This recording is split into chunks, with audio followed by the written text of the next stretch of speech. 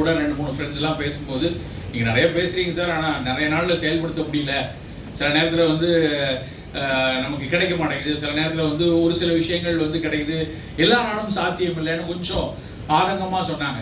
ஆனால் ஒரு விஷயம் என்னென்னா, இப்போ ஒரு இப்படியான ஒரு விழாவில் 10 உணவுகளில் 9 உணவுகளை சிறுதானியத்தில் செய்து கொண்டு வந்து வைக்க முடியும்னா இப்படி ஒரு மாற்றத்தை நாம் 20 வருஷத்தில் கொண்டு வந்துருக்கோம் இல்லையா?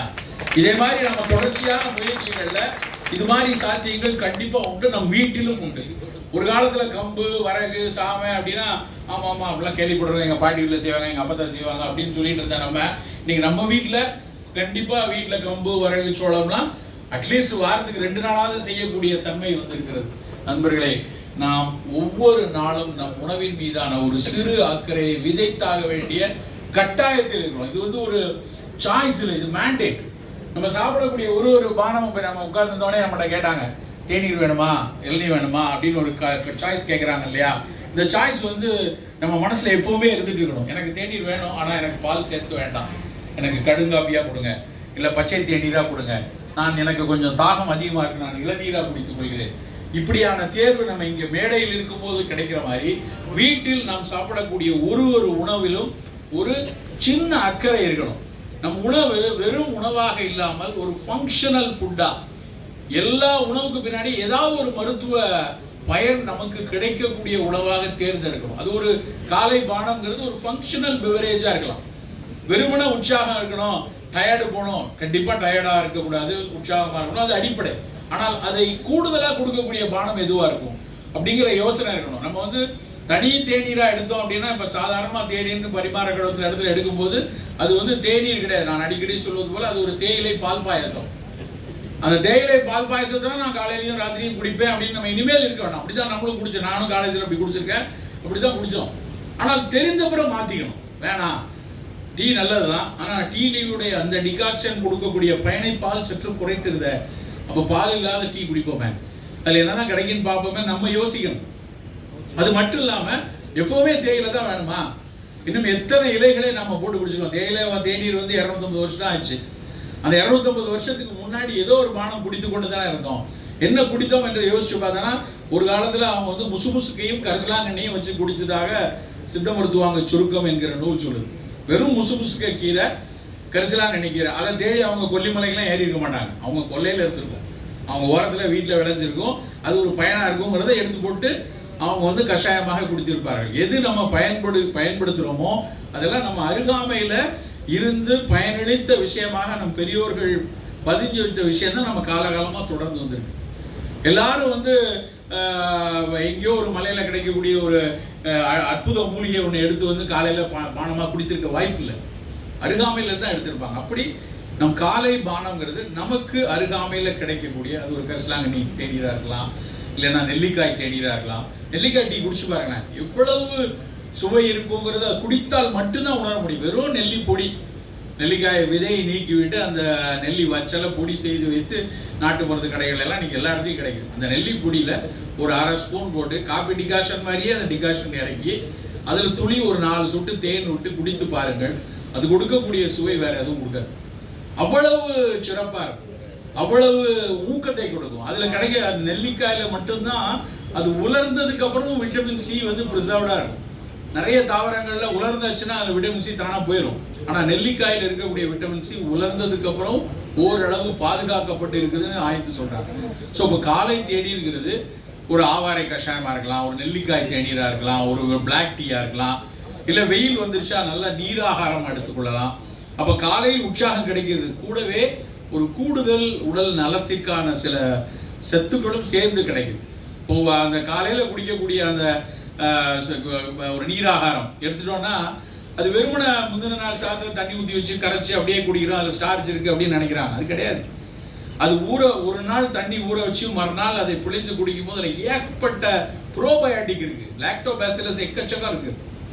அந்த லாக்டோபாசிலஸ் வந்து நம்ம குடலுக்குள் நமக்காக உள்ள, எப்படி மண்ணுக்கு உள்ள நமக்கு கண்ணுக்கு தெரியாத நுண்ணுயிரிகள் நமக்காக உழைத்து கொண்டிருக்கிறவோ, அதே மாதிரி நம் குடலுக்குள்ள ஏகப்பட்ட நுண்ணுயிர்கள் நமக்காக வேலை செய்து கொண்டிருக்கின்றன. கட் பிரெயின் ஆக்சிஸ்ன்னு கண்டுபிடிக்கிறான். உன் குடல் நல்லா இருந்தாங்கன்னா மூளை நல்லா இருக்கும் அப்படிங்கிறான். இது எத்தனை காலம் நம்ம பெரியவர்கள் சொல்லியிருப்பாங்க. மலம் நல்லா கழியணும், வயிறு வாய்வு இருக்கக்கூடாது, சீரணம் சரியா இருந்தா நீ நல்லா இருப்ப. இது அந்த காலத்துல உள்ள சாதாரணமா சொல்லக்கூடிய விஷயம். இன்னைக்கு அதை ஆங்கில வார்த்தைகள்ல if you have probiotic, your probiotic dose நல்லா இருந்ததுன்னா உன் கட் பிரெயின் ஆக்சஸ் நல்லா இருக்கும். கட் பிரெயின் ஆக்சஸ் நல்லா இருந்ததுன்னா உன்னுடைய பிரசன்ஸ் ஆஃப் மைண்ட் நல்லா இருக்கும், உன் மெட்டபாலிசம் நல்லா இருக்கும். எவ்வளவு ஆய்வுகள். ஒரு 3 மாதத்துக்கு முன்னாடி அமெரிக்காவில் பாஸ்டன் நகரத்துக்கு போயிருக்கேன். அங்கே மெசசூட்ஸில் இருக்கக்கூடிய மருத்துவத்துறையினுடைய மாபெரும் ஆய்வுகள் எல்லாம் நடக்கிற இடத்துல ஒரு தமிழ் பேராசிரியர் 2 பேர், அவங்க கணவன் மனைவி 2 பேர் இங்கேருந்து படிச்சு போனவங்க. அங்கே மிகப்பெரிய ஆய்வு அறிஞர்களாக இருக்காங்க. என்ன ஆய்வு பண்ணி கொண்டிருக்கிறார்கள் அப்படின்னா, சார் உங்கள் சப்ஜெக்ட் தான் பண்ணிட்டு இருக்கேன். அவ்வளோ ஆனந்தமாக என்கிட்ட பேசிட்டு இருந்தார். சார் என்னென்ன உணவுல எல்லாம் எப்படியான ப்ரோபயாட்டிக் இருக்கு, ஆப்பத்தில் எப்படி ப்ரோபயாட்டிக் இருக்கு, பழஞ்சோறுல என்ன ப்ரோபயாட்டிக் இருக்கு, தோசை மாவில் என்ன ப்ரோபயாட்டிக் வருது, புளிக்கிற வைக்கக்கூடிய எல்லாத்தையும் கல்லில், தென்னங்கல்லில், பனங்கல்லில் எல்லாத்துலேயும் என்ன ப்ரோபயாட்டிக் இருக்குன்னு ஆராய்ச்சி செய்து கொண்டிருக்கிறார். அவர் சொல்றாரு, நான் கேட்குறேன் சார் ஆய்வு முடிவுலாம் இருக்கட்டும், நல்லது தானே அப்படின்னு நான் என்னை வலியுறுத்திக்கிறதுக்காக நான் கேட்குறேன். அவர் சொல்றாரு, எந்த லேப்லையும் இப்படி செய்ய முடியாது சார், அவ்வளவு நேச்சர் அபண்டன்ட் ஆஃப் ஹெல்த்துக்கு கொடுக்குது, சாப்பிடணும், நீங்க போய் பேசுங்க சாப்பிட்றதுக்கு, அதை பத்தி நான் அதை ஆய்வு செய்து கொண்டிருக்கிறேன் என்று சொன்னார். அந்த அளவுக்கு மிகச்சிறந்த விஷயங்கள் நம்முடைய உணவுகள்ல கொட்டி கிடக்கு. அவற்றை நாம அப்படியே கால ஓட்டத்தில் வேகமாக ஓடிக்கொண்டிருக்கிறோம். நான் இன்னொரு நண்பர்கிட்ட வரும்போது பேசி கொண்டிருந்தேன். இப்போ நம்ம சாப்பிட்டோம் சார் காலையில், இந்த இடத்துல ஒரு சோள உப்புமா, ஒரு ராகி இட்லி, கொஞ்சம் தேங்காய் சட்னி, அதுக்கப்புறம் இப்படி ஒரு உணவாக எடுத்தோம். இந்த 10 உணவு இருக்குன்னு வச்சுக்கோங்களேன், 8 உணவு எடுத்தோம். இந்த 8 உணவை அப்படியே நவீன அறிவியல் கண்ணோட அதை பார்ப்போம்.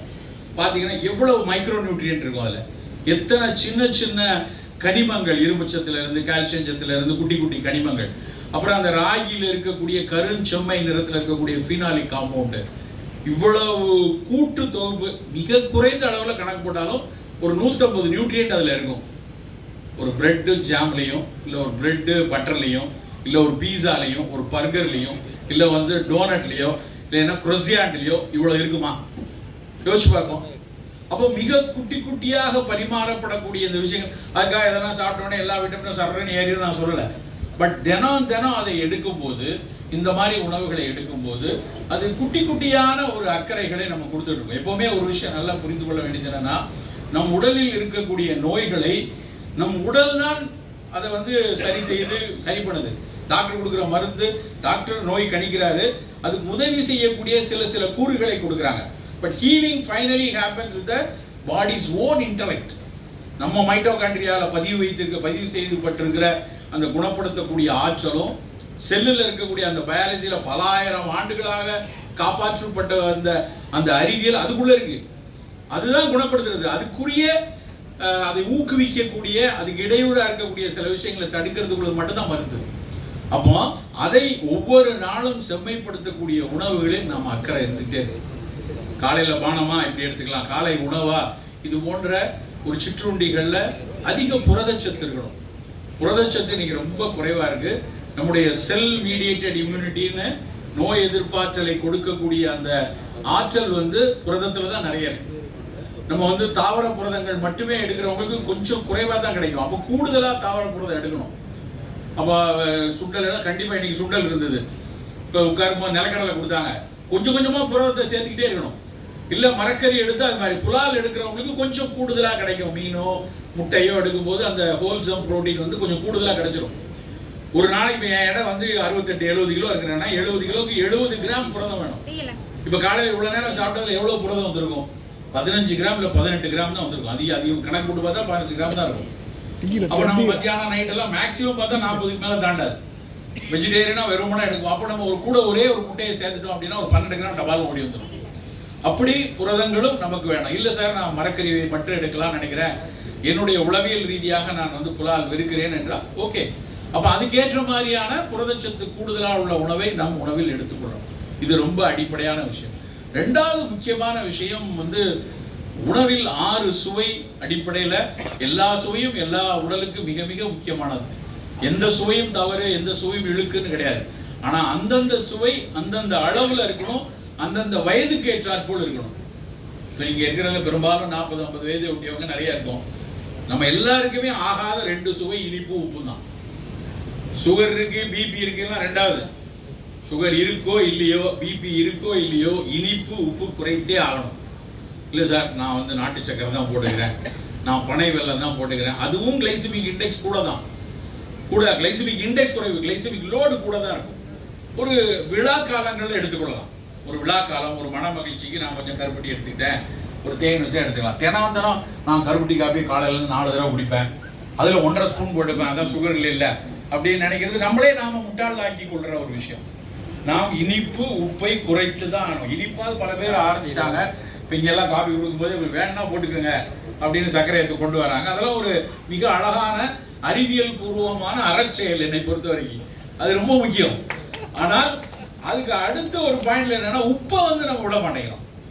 உப்பு வந்து நம்ம உலகத்திலேயே மிக அதிக உப்பு சாப்பிட்ற கூட்டம் நம்ம தமிழ் கூட்டம் தான். ஆனா அவ்வளவு சொல்றேன் இருக்கான்னு தெரியல எனக்கு. உப்பு அப்படி வந்து போட்டு ஏன் நான் சும்மா சொன்னேன்னா, அந்த புள்ளி விவரத்தை வைத்தே சொல்றேன். உலக சுகாதார நிறுவனம் சொல்றது ஒரு நாளைக்கு 4 கிராம் உப்பு எடுக்க சொல்றோம். பெர் டே 4 கிராம் வேணும். ஆனா நம்ம ரொம்ப சாதாரணமாக எந்த வீட்டில் கணக்கு பார்த்தாலும் ஒவ்வொரு வீட்லையும் 8 கிராம் சாப்பிடுறோம். 4 கிராம் சாப்பிட்ற இடத்துல டபுள் மடங்கு உப்பு சாப்பிட்றதுனால தான் இங்க உள்ள சர்க்கரை நோயாளிகளுக்கு மிக அதிக அளவில் சிறுநீரக செயலிழப்பு வருது. டயபெட்டிக் வெளிநாட்டில் இருக்கிறவங்களை காட்டிலும் நம்ம ஊர்ல 15 வருஷம் 20 வருஷம் தாண்டினா லைட்டா ரீனல் டேமேஜ் வர ஆரம்பிச்சு, ரொம்ப எச்சரிக்கையா இருக்க வேண்டிய சூழல் அந்த நேரத்தில் வர ஆரம்பிக்குது. நண்பர்களே, நாம் இனிப்பையும் உப்பையும் குறைக்கணும். சரி, இது ரெண்டையும் குறைக்கணும். எதை கூட்டணும்? கசப்பையும் துவர்ப்பையும் கூட்டணும். கசப்பும் துவர்ப்பும் கூட்டிருங்க, இனிப்பு உப்பையும் குறைத்துருங்க. புளிப்பு காரத்தை மிதமாக வைத்தோம். அது மிதமா இருக்கணும். புளிப்புல வந்து நம்ம தக்காளினா ஆக்சாலிக் ஆசிட், புளினா டாட்டாரிக் ஆசிட், குடம்புளினா ஹைட்ராக்சி சிட்ரிக் ஆசிட், எலுமிச்சம்பழம்னா ஒவ்வொன்றும் ஒரு சிட்ரிக் ஆசிட், இப்படி ஒரு அமிலங்கள் ஒவ்வொன்றுக்கும் ஒரு நல்ல குணம் இருக்கு. ஆனா அளவா எடுத்துக்கொள்ளணும். காரம் என்றால் முடிந்த வரைக்கும் மிளகு. காரம் வந்து காலகாலமா நம்ம பல ஆயிரம் ஆண்டுகளா மிளகத்தான் பயன்படுத்திட்டு வந்தோம். மிளகு போல பச்சை கலர்ல ஒரு காய் வந்துச்சு, சில்லி நாட்டுல இருந்து வந்துச்சு. மிளகு போல இருக்குங்கிறதுனால தான் அதுக்கு மிளகாய் அப்படின்னு பேரே வச்சான். மிளகு போல, மிளகாய்னா மிளகு போலன்னு அர்த்தம். ஆனா அது என்னைக்கு வந்துச்சோ மிளகை ரீப்ளேஸ் பண்ணிடுச்சு. சுத்தமா ரீப்ளேஸ் பண்ணி நம்ம வந்து வெறும் மிளகாயும் மிளகாவத்திலையும் எடுக்கிறோம். மிளகாவத்தில் மேல நாம காட்டுற பற்று இருக்கு இல்லையா, அது பயங்கர கோபமா ஒரு சமயத்துல வெள்ளரிக்கால மிளகாவத்தை பொடியை போட்டு சாப்பிட்றாங்க. அதுக்கப்புறம் கொய்யா பழத்துக்கு மேல வெள்ளரிக்காய் அதை மிளகாவத்தை பொடி, எதுலனாலும் மிளகாவத்தை பொடியை போட்டு, அது பெரிய அயோக்கியத்தனம். நிறைய நேரத்தில் கார்ல போகும்போது உளுந்தூர்பேட்டெல்லாம் தாண்டும் போது வெளியே அந்த நல்ல இளம் கொய்யாவும் வெள்ளரியும் பார்த்த உடனே வாங்கி சாப்பிடணும்னு தோணும். அவன் வரும்போதே பெரிய அந்த டைம் பாம் மாதிரி கையில மிளகாத்த டப்பா வச்சிருவான். ஏமா பாட்டில் கொஞ்சம் தூர வச்சுட்டு அதை மட்டும் கொடுங்க, கொய்யாவை மட்டும் கொடுங்கன்னா, சார் போட்டுங்க சார் நல்லா இருக்கும். ஐயோ வேணாம். ஏன்னா மிளகாய் வெற்றலை தூவி சாப்பிடக்கூடிய பழக்கம் நமக்கு ஒருபோது இருந்ததில்லை. பல இலக்கிய நூல்கள் படிச்சு பாரு, எங்கேயாவது மிளகாய் வத்தலை தூவி இருக்காங்களா? அப்படி தூவி சாப்பிட்டதே இல்லை. சுவைக்கு அடிமைப்பட்டு நமக்கு அந்த கார உமிழ்நீரை சுரக்க வைக்கக்கூடிய அந்த கார சுவைக்கு அடிமைப்பட்டு நம்ம இப்படி எல்லாத்துக்கு மேலேயும் மிளகாவத்தில் போட்டு கொண்டிருக்கோம். வேண்டாம். ஏன் அதை சொல்றேன் அப்படின்னா, வரும்போது இப்போ கூட ஒரு நண்பர்கிட்ட பேசி கொண்டிருந்தோம். மருத்துவர் நண்பர் பேசும்போது சொன்னார், பெரிய அளவில் மிகப்பெரிய அளவில் ஆண்களுக்கு, நிறைய ஆண்கள் இருக்கீங்க, ஆண்களுக்கு கூடி வரக்கூடிய புற்றுநோய்கள்ல குடல்லையும் இரைப்பையிலையும் வர புற்றுநோய் கூடிக்கொண்டே இருக்கு. எந்த விதத்திலும் தீங்கு ஆன வாழ்வியல் இல்லாத, புகை பிடிக்காத, மது அருந்தாத, மிகச்சிறந்த உடற்பயிற்சி பண்ணக்கூடிய ஒரு நண்பர்கள்ல ஒரு சிலருக்கு வந்து வேதனையா இருந்துச்சு. எதனால அப்படி வந்துச்சு, ஏன் புரியவே இல்லை. ஆனா அவர் திடீர்னு 6 சென்டிமீட்டர்ல ரொம்ப எதிர்கழிச்சுக்கிட்டே இருக்கு சார்னு சொல்லிட்டு இருந்தாரு. முழுங்க முடியல, எனக்கு ஏதாவது சாப்பிட்டா முழுங்க முடியும், எதுக்கும் எண்டோஸ்கோப் போட்டுக்கு பார்த்துங்க சார், பார்த்துருங்க. அதுக்கு அவருக்கு ஒரு அச்சம். அதெல்லாம் கண்டிப்பா பாருங்க. முழுங்க முடியல நீங்க சொன்னதுக்கு அப்புறம் பார்க்காம இருக்கக்கூடாதுன்னு பார்த்தா 6.5 சென்டிமீட்டர்ல இருக்கு. இவ்வளவு பெருசுக்கு ஒரு டென்னிஸ் பால் சைஸ்ல ஒரு நாள் ஒரு சிறு பலகீனம் கூட அவர் கொடுத்ததில்லை. ஆனால் அப்படியான கட்டி. படிக்கும் பொழுது இந்தியாவில் அதிகரித்து வரக்கூடிய புற்றுநோய்கள்ல இரைப்பை புற்றுநோயும் குடல் புற்றுநோயும் எழுதி கொண்டிருக்கிறார்.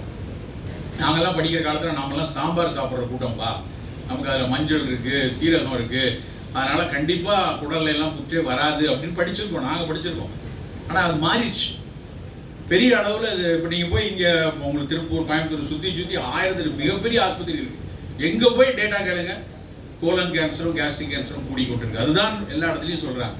அப்ப ஏன் அங்க வருது? அங்க ஏதோ ஒரு இன்ஃப்ளமேஷனை ஏதோ ஒரு பொருள் உருவாக்குகிறது.